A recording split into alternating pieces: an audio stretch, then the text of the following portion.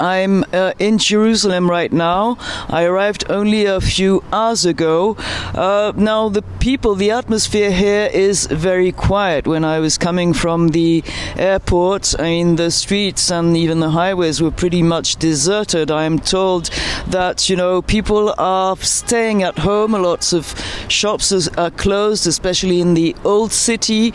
There is a lot of concern, a lot of tension at the same time. On the plane already, I could feel that there were people coming back to Israel, who had been traveling abroad, who were coming back to their families, and they wanted to be back in these very difficult times, to be with their relatives and try to help whichever way they could. There were also, volunteers coming in, reservists coming in to help out the Israeli army, coming from different places in Europe, but also from further out. I met some Mexicans, for instance, who are coming to help out. And here, as soon as I got here, I saw groups of volunteers, of activists who were making packages of donations, meant not for the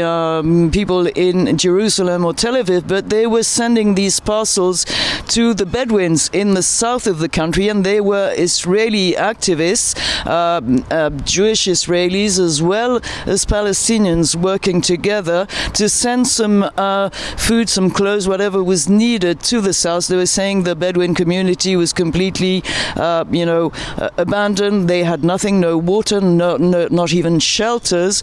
A lot of them were injured or killed during the attacks. Some of them were kidnapped as well. So although there is a lot of enmity between communities, the tension is very, very high between the Jews and the Palestinians. The two young Palestinians were killed in East Jerusalem by the police only 2 days ago because they were throwing rocks and fireworks at the police.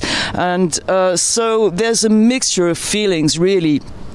Fear, concern, and a lot of emotion as well. And now in Jerusalem, we're just one evening before the first religious weekend since the attacks, and it will be a very important day for all communities. Friday is a prayer day for the Muslims, and Saturday is Shabbat for the Jewish community.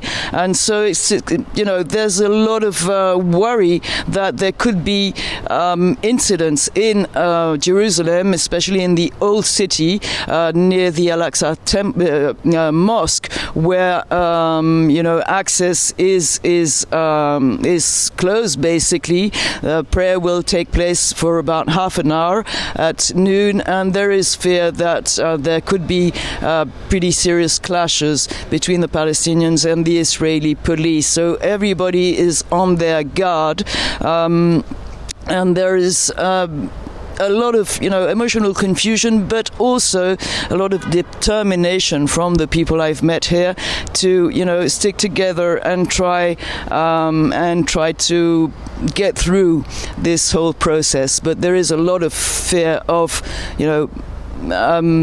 violence that could occur again, especially as the threat is not over as concerns the Hamas attacks.